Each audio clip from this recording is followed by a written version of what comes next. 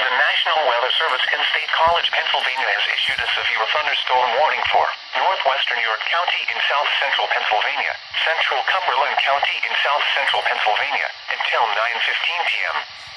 At 8:50 p.m., a severe thunderstorm was located over Walnut Bottom, moving east at 55 miles per hour. Hazard, 60 miles per hour wind gusts and penny-size hail. Source, radar indicated.